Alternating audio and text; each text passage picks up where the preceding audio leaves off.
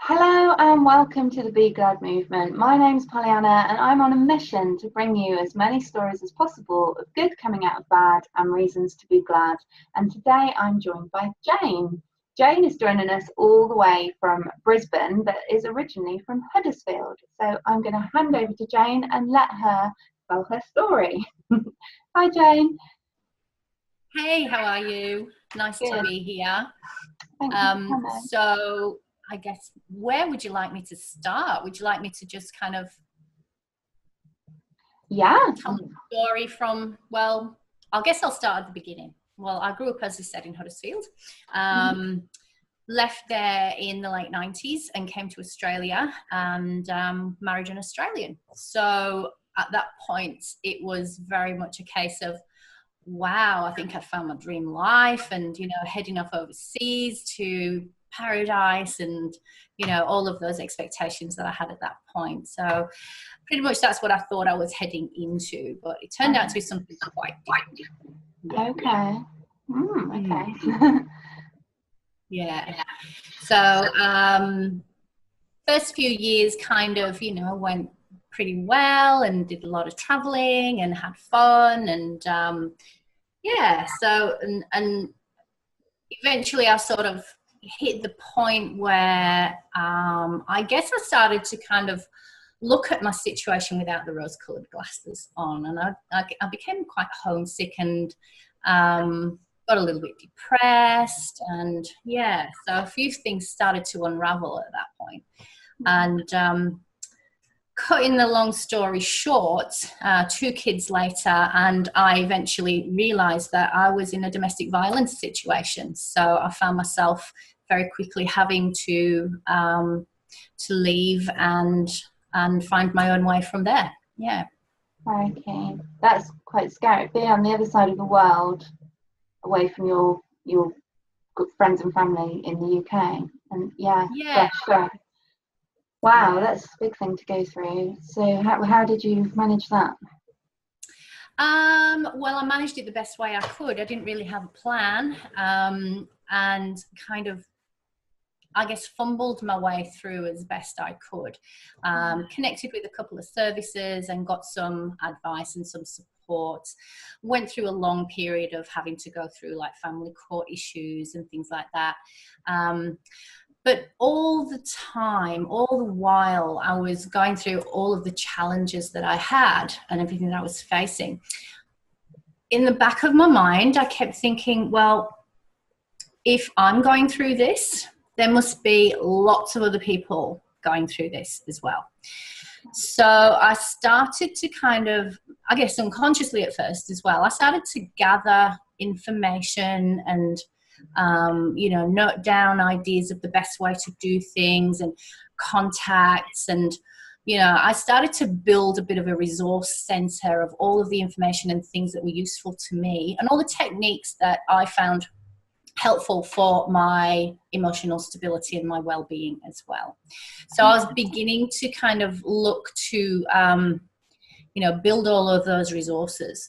So I look back on that phase now, and I kind of sometimes wonder, did I have some kind of psychic connection, or was I tuned into something, in terms of what potential I had for the future to use all of those experiences that I was having at that time to turn it into something useful and something good that could help other people.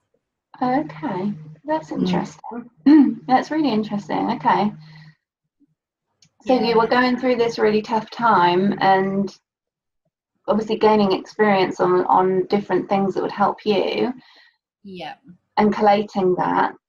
And you feel like it helped you thinking that you might be, for want of a better way of describing it, but like connected to a higher power. Is that what you're saying? Yeah, quite possibly. And I think it's actually my intuition. I think my intuition was kicking in, even though I was carrying high levels of trauma, anxiety, stress, and all of the mental state that goes along with all of that. There was something inside me that kept me grounded. Okay. and just somehow knowing that that's what I needed to be doing, and I was having these experiences for a reason. Before I got married and came to Australia, I was always a very strong and independent kind of person. I was very well, connected. I had a good, strong network and family, and I always felt that I was very independent. I bought my first house when I was 19, and I always had a good job and supported myself, and that all unraveled quite badly after I came to Australia. So I was taken to some depths that I never really knew that I could go to, that it was even possible.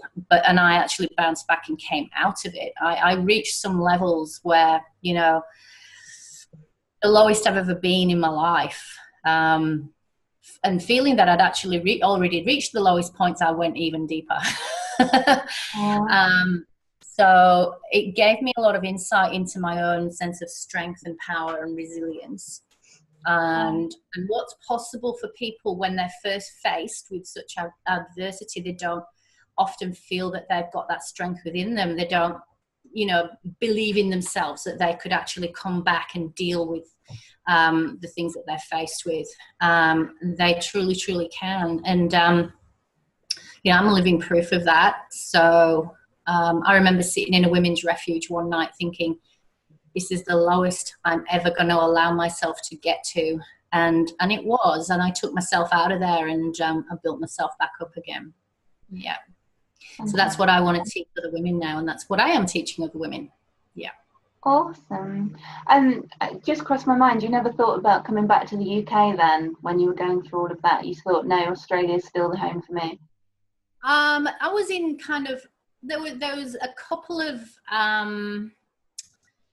a couple of things that held me here. My two children, to start with, they were both born here, so I was in a situation where I was legally bound. I would have to leave them behind if I wanted to come back to the UK, so that was just simply not a possibility. And I left the UK for a reason. Right. And I always grew up feeling that I was not in the right place. So, and that was a weird thing. That was a very strange thing. I always felt like I was the odd one out, that, I didn't quite fit somehow. Leaving and coming to Australia it felt like the right thing to do, even though the situation that I found myself in eventually wasn't a good one. I still felt Australia was where I was, needed to be at that time. It was uncomfortable. It was difficult being, away from friends and family and having no support. But going back to that, finding the good in bad situations, it forced me to be resourceful. It forced me to go out and find what I needed. And it forced me to stand on my own 2 feet. Made you stronger. Yeah, totally. Oh. And yeah, you briefly mentioned, sorry, and then I cut in about going back to the UK, that now you're helping women that are going through similar. So tell us a bit more. So I eventually founded the Life 2 project, which going through all of those experiences and being connected in with a lot of the domestic violence services that are here in Australia, and it would be the same in the UK because they're very similar systems. What I found was once somebody has left a relationship and they've come through that crisis phase, there's lots of support and lots of, services able to help people going through the crisis and finding resources, possibly looking for somewhere to live, and getting counselling for that phase where there's possibly high danger and risk and things like that involved. Once they're past that stage and they're deemed to be, able to move on, there's really no support. There's no support there. Right. You might be able to link in with your GP and get a mental health care plan, get some counselling, but that's very limited. So what I very much honed in on and identified was that massive gap in the services. Unless you can afford to pay for a private practitioner, well, there are many, many different modalities out there that can help with say PTSD and traumatic memories and flashbacks, panic attacks, those kinds of things, and the ongoing, levels of anxiety and stress that people have to live with, sense of, not being safe, all linking back to traumatic events. It's a basic case of you just have to deal with it unless you can afford for one of the private practitioners to help you through that, which many, many women have been heavily financially impacted. So I started the Life 2 project, which is a social enterprise.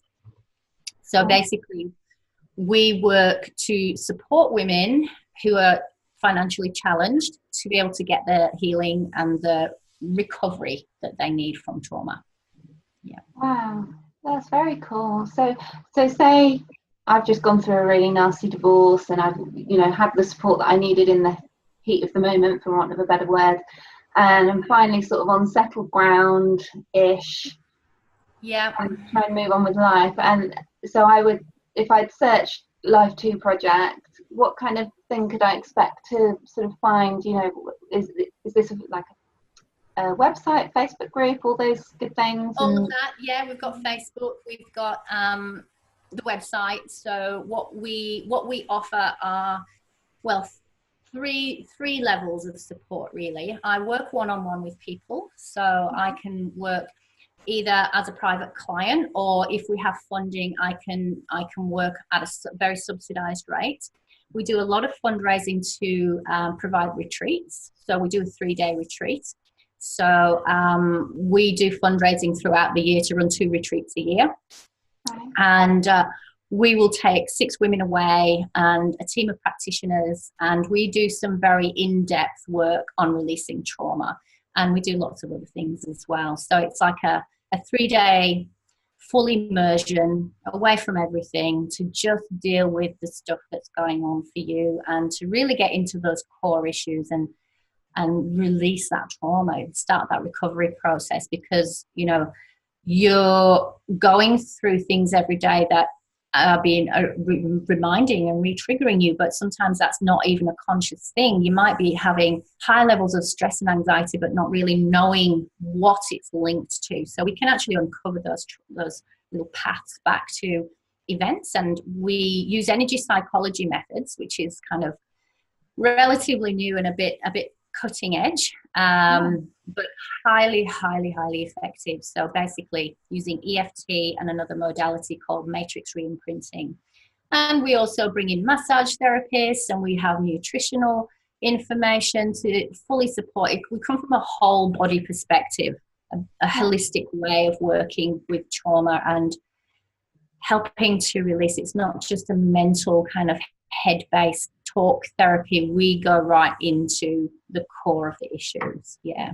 So three days in a retreat setting, and we work one-on-one as well, and we're just starting to get some groups going as well.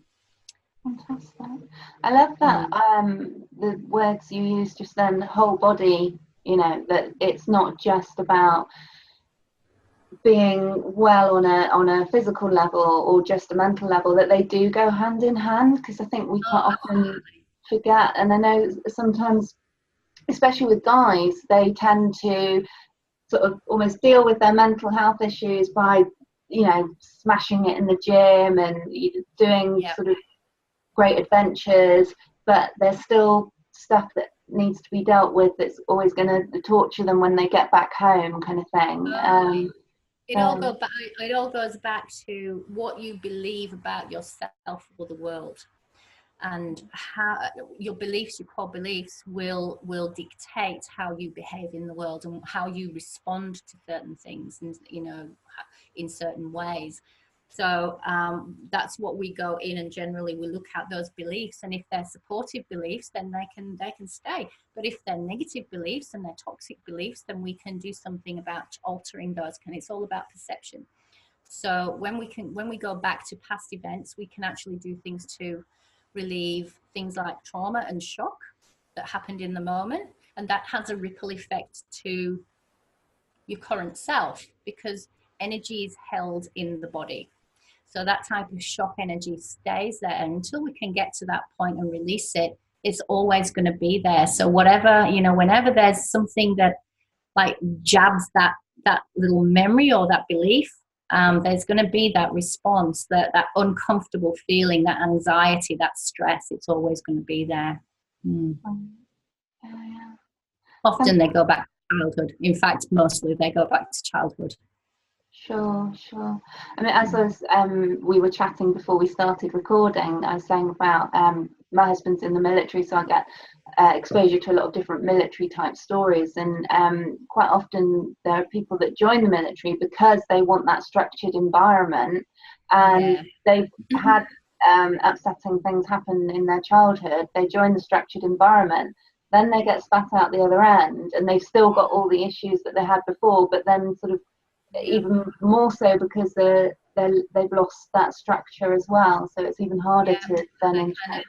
Past adrift and don't know what to do. And I know there's a high level of suicide with ex-military personnel, which is a real tragedy, and it could be really easily resolved if they could, you know, have access to some of these techniques. They're really simple. You know, there's the what is it, the American Veterans Association is using the same techniques that we use for addressing PTSD with veterans. Remind me what they were called again. Did you say EFT? EFT, Emotional Freedom Technique. Emotional Freedom Technique. I think another lady has mentioned that before. And something Matrix you mentioned? Matrix re-imprinting. Right, yeah. Another lady, I think she mentioned EFT. She said like being put in an emotional washing machine, and then sort of it's hard but good in the long run. Yeah. It's actually very gentle, and it can be taught to everybody. And one of my big missions is to teach people. I teach it to people for free, basically, so that they've got a technique to use on themselves to self-regulate every day, because even just little stresses that build up through the day can build up by the end of the day or by the end of the week into something pretty big and substantial that will cause, you know, you to blow up or erupt or yell or lose your temper or, you know, get really stressed and irritable with other people. So if you can use these little techniques just like for a minute or two at a time through the day, it diffuses those anxieties and those stresses from building up to that point by the end of the day, and it regulates your nervous system. So it's actually keeping your body in balance throughout the day. Right, okay. Oh, I must have got my acronyms mixed up then, because the other technique sounds a lot more aggressive than that. I'm not very good with acronyms, which doesn't bode well for a military wife, because it's all about acronyms. Jane, thank you so much for joining us. I really appreciate it. Thank you.